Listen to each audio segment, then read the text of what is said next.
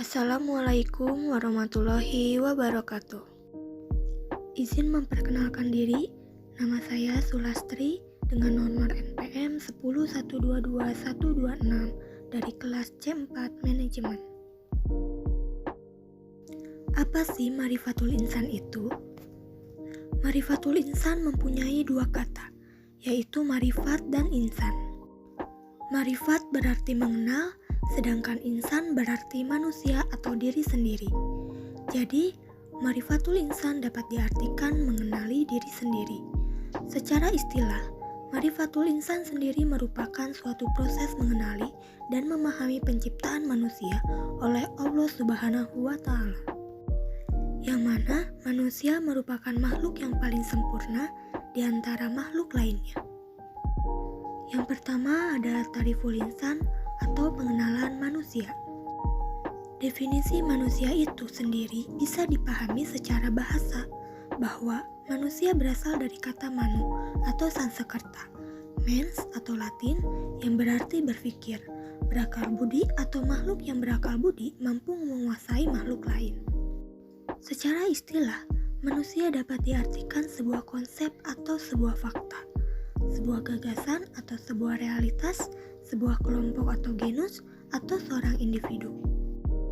Manusia adalah salah satu makhluk ciptaan Allah Subhanahu wa Ta'ala yang memiliki peranan penting dalam kehidupan di muka bumi. Manusia juga dipandang sebagai makhluk paling tinggi derajatnya dibandingkan makhluk Allah Subhanahu wa Ta'ala yang lainnya. Bahkan, Allah menyuruh para malaikat untuk bersujud kepada Adam alaihissalam. Selanjutnya, asal penciptaan manusia. Islam memandang bahwa manusia diciptakan oleh Allah Subhanahu wa Ta'ala dari dua unsur. Yang pertama yaitu tanah. Allah menciptakan manusia dari unsur tanah. Dalam salah satu hadis disebutkan, sesungguhnya Allah menciptakan Adam dari gumpalan tanah yang diambil dari seluruh tempat yang ada di bumi. Selanjutnya yang kedua, manusia diciptakan oleh Allah dari unsur ruh. Ruh adalah sesuatu unsur yang ada dalam jasad yang diciptakan Tuhan sebagai penyebab adanya hidup. Ruh berasal dari kata Ariyah yang berarti angin atau sesuatu yang terlihat tapi berenergi. Selanjutnya terdapat unsur-unsur manusia. Yang pertama yaitu hati. Allah melengkapi manusia dengan hati atau al-qalbu, sehingga manusia memiliki kehendak. Hati dinamakan kolbu karena sifatnya yang suka berubah-ubah, dan juga kolbu memiliki arti yaitu jantung. Unsur yang kedua yaitu akal. Diberikan akal oleh Allah Subhanahu wa Ta'ala merupakan keistimewaan manusia dibandingkan makhluk lain. Dengan akal, manusia mendapatkan ilmu. Keistimewaan akal adalah diberikannya kewajiban oleh Allah Subhanahu wa Ta'ala. Namun, kewajiban syariat tidak berlaku bagi anak kecil yang belum akil, orang gila, orang pingsan, dan orang lupa. Unsur yang ketiga yaitu jasad. Allah menciptakan bentuk jasad manusia dalam sebaik-baiknya bentuk. Dengan tubuh inilah kita bisa beramal, melakukan apapun sesuai kehendak kita. Karena manusia diberikan oleh Allah kelengkapan yang sempurna, maka Allah memberikan amanah kepada manusia. Amanah tersebut ada dua, yaitu ibadah dan khilafah. Pelaksanaan amanah ini akan diberikan balasan. Jika pelaksanaannya baik, akan mendapat pahala, dan jika pelaksanaannya buruk, akan mendapat dosa. Selanjutnya yang kedua ada hakikatul insan atau hakikat manusia. Sebagai manusia, kita harus mengenal diri kita sendiri. Siapa diri kita, dari mana kita berasal, apa yang sedang kita kerjakan di muka bumi ini, dan seterusnya. Hakikat manusia yang pertama yaitu sebagai makhluk. Manusia adalah makhlukun atau makhluk ciptaan atau hasil kreasi Allah Ta'ala. Ia diciptakan olehnya alal fitrah atau berada di atas fitrah. Manusia diciptakan alal fitrah, maksudnya adalah diciptakan oleh Allah Ta'ala berada dalam kecenderungan kepada kebenaran dan patuh kepadanya. Selanjutnya dimuliakan. Manusia adalah makhluk yang makaromun atau dimuliakan. Allah Ta'ala telah memuliakan Adam dan anak cucunya dengan raut muka yang indah, potongan yang serasi, dan diberi akal agar dapat menerima petunjuk untuk berbudaya dan berpikir guna mencari keperluan hidupnya.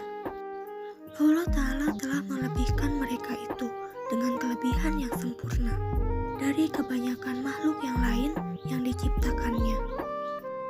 Hakikat manusia yang ketiga yaitu yang dibebani. Manusia adalah makhluk yang mukallafun atau dibebani tanggung jawab. Di pembahasan Madah Tariful Insan telah diulas bahwa manusia diberi amanah ibadah dan khilafah oleh Allah Subhanahu wa Ta'ala. Selanjutnya yang keempat yaitu bebas memilih. Manusia adalah makhluk yang muhoyarun atau diberi pilihan oleh Allah Ta'ala apakah memilih al-iman atau al-kufru. Allah Ta'ala telah menunjukkan kepada manusia jalan kebaikan dan jalan kejahatan, dan telah diberikannya pula kepada mereka akal untuk membedakan mana yang baik dan mana yang buruk, sehingga ia dapat memilih yang baik untuk dikerjakannya dan yang buruk untuk ditinggalkannya. Lalu, hakikat manusia yang kelima yaitu mendapat balasan. Manusia adalah makhluk yang mazyun atau mendapatkan balasan amal. Mereka yang beriman dan berbuat kebajikan akan mendapatkan balasan dari Allah Ta'ala berupa al-jannah atau surga. Sebagaimana firman-Nya, sedangkan mereka yang ingkar akan mendapatkan balasan dari Allah Ta'ala berupa an-nar atau neraka. Selanjutnya yang ketiga, ada tokotul insan atau potensi manusia. Menurut KBBI, potensi adalah kemampuan yang mempunyai kemungkinan untuk dikembangkan, kekuatan, kesanggupan. Dan manusia menurut KBBI adalah makhluk yang berakal budi atau mampu menguasai makhluk lain. Dapat disimpulkan, potensi manusia adalah suatu hal yang memungkinkan seseorang dapat mengembangkan kekuatan, kesanggupan, dan daya. Potensi manusia yang pertama adalah pendengaran. Pendengaran menurut pandangan Islam adalah mendengarkan ajaran-ajaran agama Allah yang disampaikan kepadanya oleh Rasul-Rasul Allah. Yang kedua yaitu potensi penglihatan. Dianugerahinya pula manusia mata yang dengannya ia dapat melihat, memandang, dan memperhatikan kejadian alam semesta ini. Dan yang terakhir yaitu potensi hati. Diberikannya manusia hati, akal, dan pikiran untuk memikirkan, merenungkan, menimbang, dan membedakan mana yang baik bagimu dan mana yang tidak baik, mana yang bermanfaat dan mana pula yang tidak bermanfaat. Sekian dari penjelasan materi yang telah saya sampaikan. Mohon maaf apabila ada kesalahan. Wassalamualaikum warahmatullahi wabarakatuh.